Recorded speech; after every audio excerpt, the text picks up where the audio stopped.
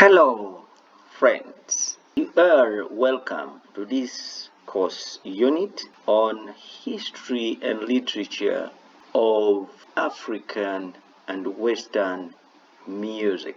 It's me, Arisa Wadbo. So today we shall focus on music in the pre-colonial time, which is our first topic.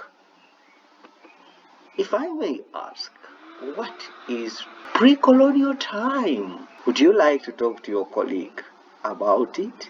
What does your colleague say is pre-colonial time? Well, in the topic we shall focus on the origin of music in Uganda, the significance of music in society, and the traditional theater. What do we have to say about the origin? It's important to note that the tradition concerning the origin of music in Uganda is unknown, and the reason is quite clear. In the pre-colonial time, there was no writing. Information was passed on from generation to generation orally, and anything that is not recorded, trust me, will be lost in the due course, or it will be dismantled. So it's probable that the music, the origin, cannot be traced because nothing was written down concerning its origin. However, it is possible that music is as old as man himself, because music in society was functional. Every activity was accompanied by a particular piece of music. Rituals, work, worship, anything that man would do would be accompanied by music. And who was responsible? Of course, everybody was a performer. Anybody would perform. Anybody was responsible for making the music. While the hunters would make war songs, the family members would make maybe work songs, the mothers would compose lullabies, the worshippers would compose worship songs, and the herdsmen would compose songs to keep them while they look after the animals. And you can see from the pictures here, for instance, what is happening in the first picture here. Talk to your friend, talk to a colleague. What can you see in the second picture here? What do you see in the third picture here? And what do you see in the last picture down here? Please talk to a colleague about it. We shall understand the music in a traditional society, in the elements, in the different aspects of songs, dances, and instrumental work. And concerning songs, it is important to note that different settings and cultural functions embraced specific songs. As I've already noted, that music was functional. Funeral songs were for funeral, work songs were for work. You can't use circumcision song as a lullaby, really. And the songs were categorized into two major groups. There were songs for children. For example, the lullaby, the play song, Hatore, Hatore, Ya Ya, Hatore. The story song. Could you cite some of the examples and sing them with a colleague? There was also a category of songs for adults, the work songs, the ceremonial, the war song. And importantly, the music was mainly in pentatonic scale, the 5-note scale. La, la, la, la, la. The words were very important, because the message was conveyed through the word. And so people would compose songs about things in the immediate environment, the plants, the insects, the physical features, and so on. And there was no harmony generally in the singing. It was mainly unison, although there would be parallel melodies which occasionally gave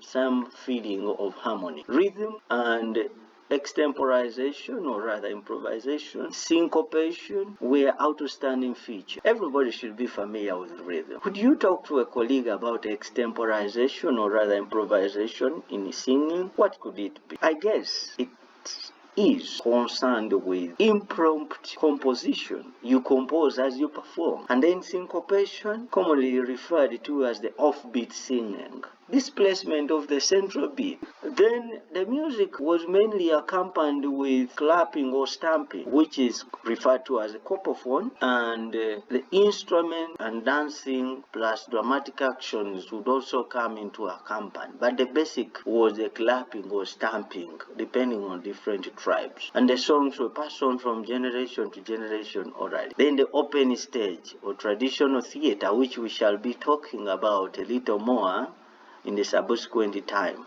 was used for all performances. Concerning the dances, music activities were all accompanied with the dancing, as we have already said, and each ethnic group had its own ethnic dances categorized differently. Even the dances were also functional, just like the song. Funeral dances for funeral, twin initiation dances for twin. You can't use a jole, for example, from the Ebola and use it for circumcision. No, the dances were also functional in nature, and everybody was also an active participant with the freedom of what to do. For example, you choose to dance, you can stop. You change from dancing, you play the instrument. You retire from all of them at liberty. That was the kind of active participation that we had. And the dancers were normally given names according to the main instrument accompanying. For example, fumbo, because it is accompanied by fumbo in the, among the Adola, and so many other dances. Could you give some of the examples of dances named according to the lead instrument? Find out why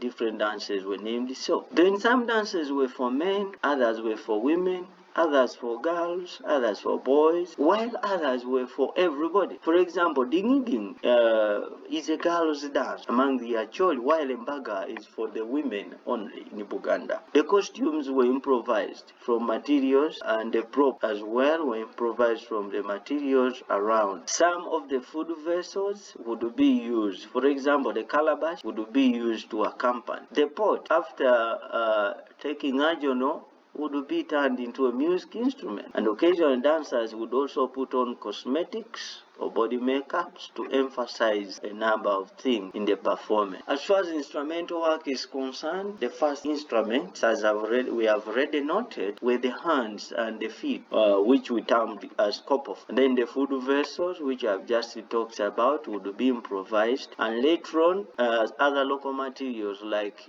some had seed pods, stones, and some horns, some materials from the environment would be used. Wood later was invented to make the xylophone, a sound box for many other instruments like the harps. Then the hollow bones would be used to make trumpet, reeds would be used to make flute, the gourd would be used for resonators, sisal and animal tendons for strings, and so on. And virtuosity, or rather skill, was determined by one's ability to improvise. We have already talked about improvisation, how one was able to modulate, to syncopate, to dramatize would determine one's ability and skill in music. The instruments would be played in combination, could be played in combination to make an orchestra or to make ensembles. An ensemble is a smaller collection of instruments normally from the same class. For example, strings, if you have tuba, fiddles, and harp playing together, we could call that a string ensemble, while an orchestra has all the instruments from all the classes represented, and normally big numbers. There is an act here. What is improvisation? What are the different musical instruments used in performances? And use some local names to identify them. What are props and what are costumes? How are they different? And what are the different props, costumes, and makeups used in performance? What is the role of each of them in the performance? What are the different classes of dances, the different classes of songs, the different classes of instruments that we use? And as we conclude, the traditional theater, as we talk about the traditional theater, it's important to note that during the pre-colonial era, the kings and chiefs were the patrons of music, and so all good performers would be collected and be kept in the palace to entertain the king or the chief, because the chief anyway was not meant to be angry, would be made happy every time. So a performance could be staged anywhere, mark the word anywhere, at any time, depending on the occasion, and the stage was usually an open space. Mark open, mark anywhere. And there was liberty in performance, which I've already explained. Freedom to join, freedom to change, freedom to retire. And then the performance had no specific organization, normally mass formation. You perform where you want to perform, where you feel is better for you to perform without a prior arrangement. And what would normally happen is that those who retire or those who are not actively performing, like the children, would encircle the performers. And the word encircle is also key in traditional theater. And then this open air performance is what is referred to as the traditional theater or the open stage. And besides the king's or chief's courts, traditional theater could also be staged anywhere. We visit markets here and there, and we normally find performances, and you find people surrounding the performance. That's a perfect traditional theater. Then at any of the music occasions, there is no specific audience, no special audience is really invited, except for the kings in the palace and maybe the young children. But elsewhere, anybody is free to attend, and so the performance also was free of charge. So these make the different aspects of the traditional theater. We have a little more work to do here to discuss the characteristics of music during the pre-colonial time, to identify the significance of music in society, to perform vocal drills using a pentatonic scale, to define the traditional theater and give its characteristics. I thank you very much, and here is the music ladder, the tonic major scale of the music ladder. Please take time and make vocal drills. Thank you very much, and see you again as we talk about music in the colonial period in Uganda.